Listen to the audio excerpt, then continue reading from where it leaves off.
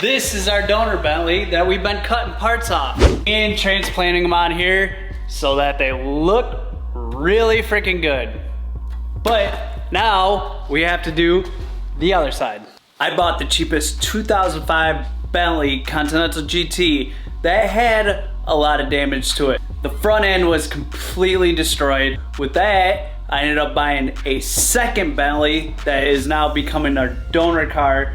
And now we have to transplant a lot more parts. I actually cut that side off from the parts Bentley. This side, I'm gonna cut this side off first because it did get tweaked up here, even though if I tried to straighten it out, it didn't really work. So I'm not sure if the structure underneath here is still good, but we're just gonna rip this thing apart. I mean, we're not even gonna attempt to try to save this thing. It's in pretty bad shape, so we're gonna get to work on cutting this out. By using a spot weld drill bit, I'm taking just a little bit of metal off the top layer so it weakens the metal, so when I use a chisel, it'll break right through. But sometimes the metal doesn't always come apart, so you have to give it a good shake. From there, I moved over to the donor car and started just cutting out all the metal all the way around. I figured by cutting out the whole entire side member that it would make it easier to find the spot welds, and then we would not end up with the Swiss cheese situation.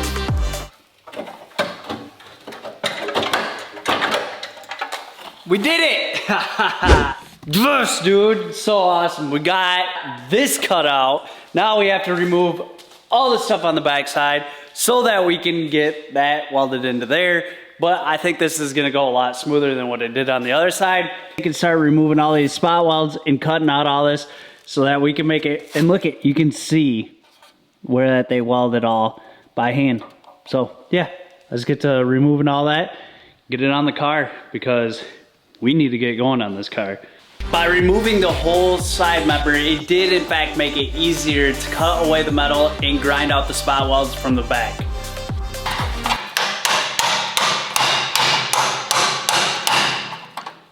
Now it's gotta be cleaned up. We still got a lot of work to do. We got this thing out here in way better shape. Doesn't look like Swiss cheese. It's awesome. But now I'm gonna have to clean it up, get some holes in it, and make sure everything lines up really good. So let's get to cleaning this up. By using this flat disc, I was able to grind off all the old welds to make sure that the panel is flat and smooth and nice and clean and ready for weld through primer. Okay, so while lining this up, if you see, it doesn't want to fit. And the reason why is this right here is going up because if you remember, it was pushed up and torn. That's why, so I think I gotta knock this down. It's not tweaked like this, it's just going up. Like this got pulled up, and that's gonna be a pretty strong structure. Yeah, you can kind of see right here, it's going this way. So I gotta bang this down a little bit. Yeah. Using a dead blow, it made it so that the metal would bend a little bit slower and a little bit easier. So I was able to shape it into place instead of just hitting it with the regular hammer and possibly damaging the strut tower. Okay, now that we got this and it's looking absolutely awesome and it is lining up pretty. Okay, now that we got it, it's looking awesome. We can take and we can tack weld this in here. And I'm just gonna throw some tacks on here because I'm not sure if this piece is bent or not, but we're gonna find out. So let's start drilling out and painting this thing up, and then we can take in. Using a small drill bit, I started by drilling out all the existing holes that we used the flap disc to grind down and make flat. And then I went through with the flap disc and made sure I cleaned off any extra metal that the drill might have left behind. So let's spray this with some weld through primer. Let's spray this with some weld through primer. I cleaned this up too.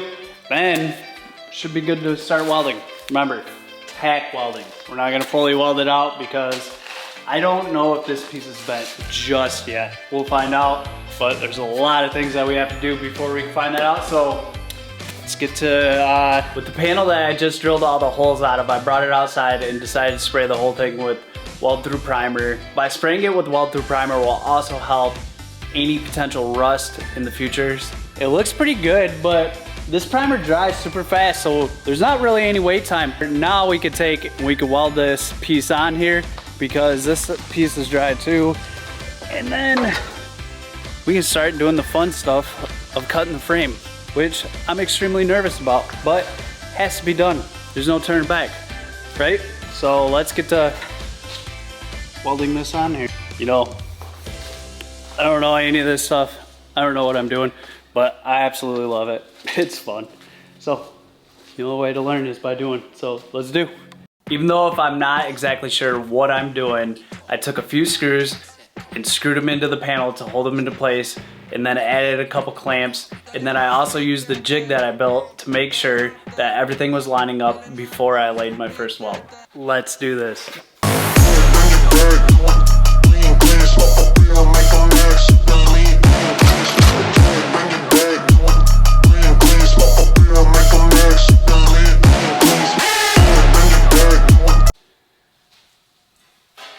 Okay, so now that we got that tacked in there, I do have this old piece that is pretty bent up, but I think that, I mean, if we look at this, it pretty much lines up, kinda.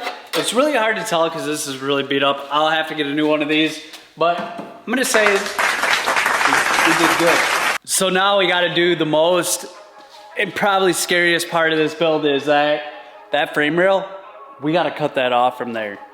And then this frame rail, we gotta cut this one off from there. And then we can meet the two together. And I'm super nervous about this, so let's hope that this goes right. But like I said, I keep saying, there is no turning back on this project. We're gonna do it. If we don't do it, then we're never gonna learn. But here's how I plan on doing it. With the laser. So, laser, let's go. Let's do it. Let's go. I first started by making sure that my welder wand would fit in the area that needed to be welded together. Then from there, I took the second Bentley and made sure I leveled out the frame so it was nice and straight when I put the laser on it. And of course, I always made sure that I made tons and tons of measurements. Use the exact same method to measure the other side. And using the same methods, I moved over to the second Bentley to make sure that I got a nice straight line and knew exactly where I was gonna cut before I cut, because this could make or break this build. So now that I got it marked up and got everything correct, I think now there's only one thing to do, and this is the no turning point. Time to cut this thing off. Using the small grinding disc, I ended up cutting off the front frame horn to get it out of the way so that I could bend all the bad metal that is still folded over from the crash out of the way using a big crescent wrench. Even though if I was extremely nervous and unsure of what I was doing, I kept using different tools to make sure I cut a nice straight line. Score, we got this off from there. Awesome. Now I'm thinking I should split this apart and use this as kind of like a template to measure up to make sure that we got that right. It's just gonna help make sure that I got this right.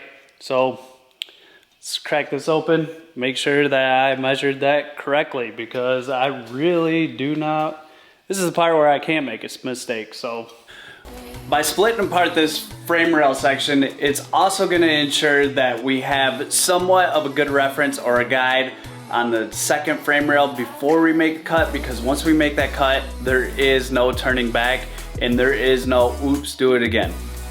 After ensuring that I made the lines and everything lined up perfectly, I then got out the cutting tool and started cutting. It wasn't until I had the second frame rail cut off that I unfortunately discovered this issue. Okay, so I ran into a slight problem and I've been thinking about this, and let me show you what I mean. So if you see this, when I line it up, it is not, might be hard to see, but it actually is not lining up correctly. So, with that being said, see, you could buy this part right here from Bentley and replace it. So I thought, well, maybe the chassis is a little bit different on this because this is convertible.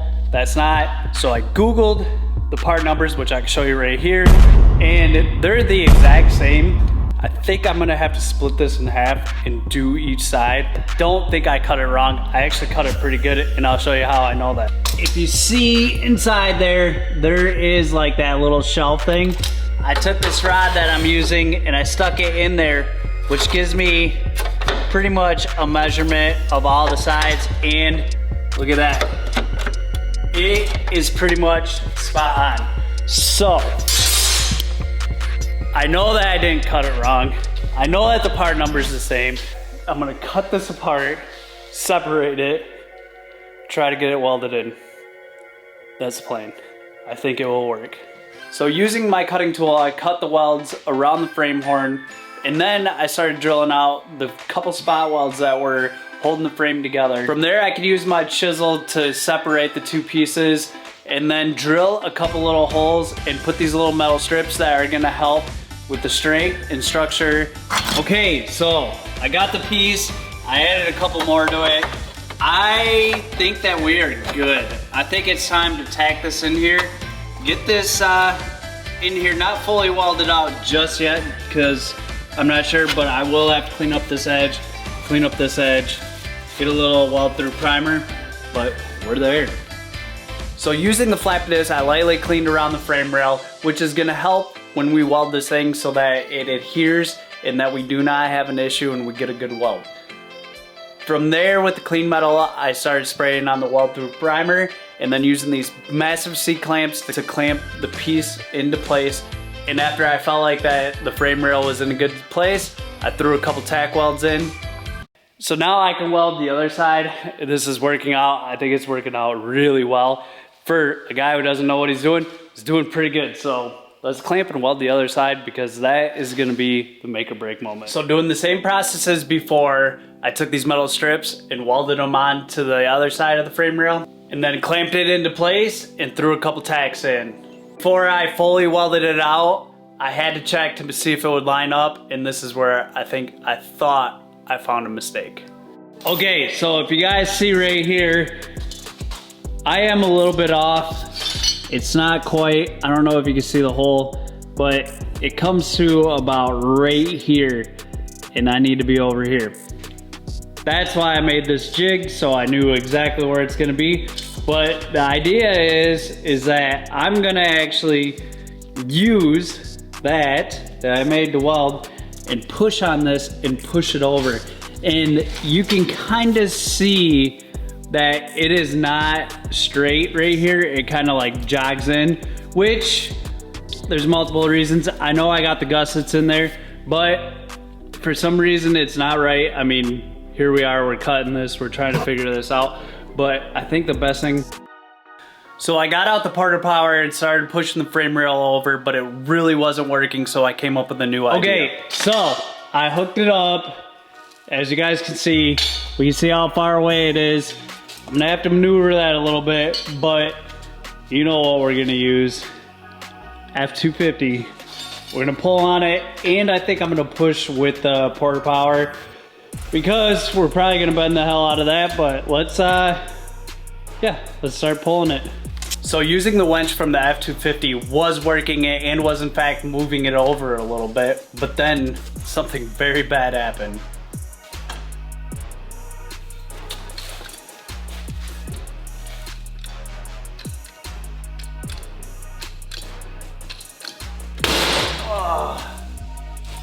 Well, there we go.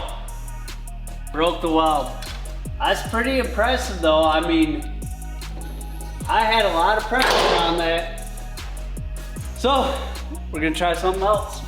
Okay, so I figured it out. I know what the issue is. This is crazy because this frame rail actually is not bent the way that I thought it was. And how do I know that? Because I use this trim gauge off camera, and I measured every solid point that I could on this, and I did find out that is square and that is square, so that's a bonus. And why didn't I do this before? Who knows?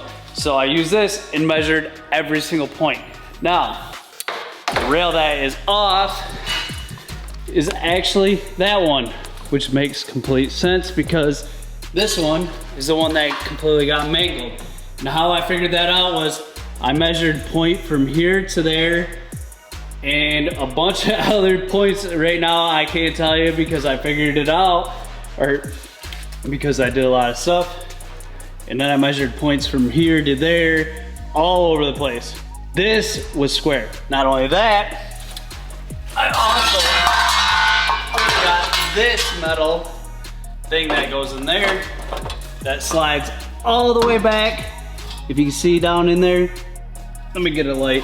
I made another metal thing and see right down there that it will hit that. And I checked on both of them. I cut, measured, my cut was good. And then I also measured the line that came off from that, which would be this line, on both of them. Made sure it was nice and square. And then transferred that and checked everything from points, solid points on here. And make a long story short, this frame rail is not damaged.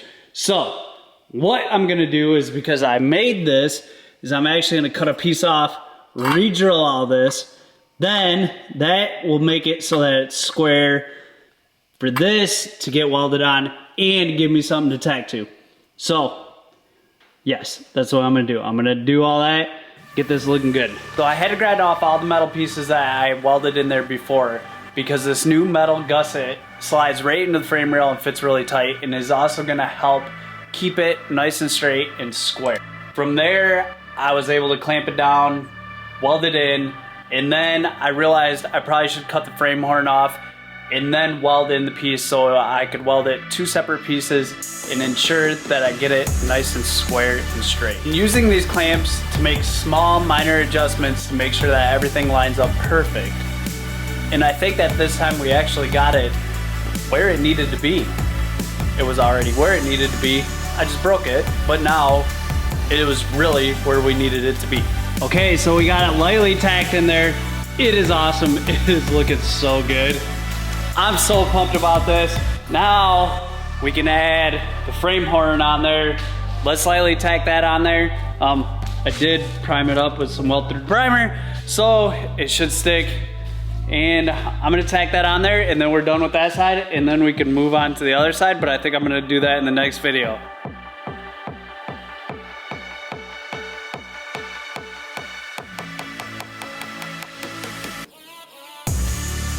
Well, one frame rail tacked in. It's awesome. I'm super pumped about it.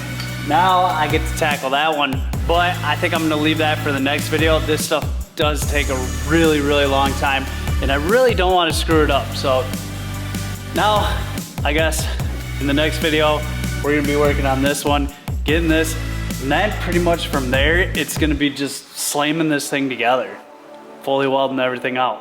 But if you guys like to watch me make these videos where that I absolutely have no idea what I'm doing, but it seems to be working out, be sure to give it a thumbs up. If you want to watch more of the Bentley build, be sure to hit that subscribe button, because in the next video, we're going to find out if I can get this frame rail and if I can get it square. So with that being said, this video is over, and peace.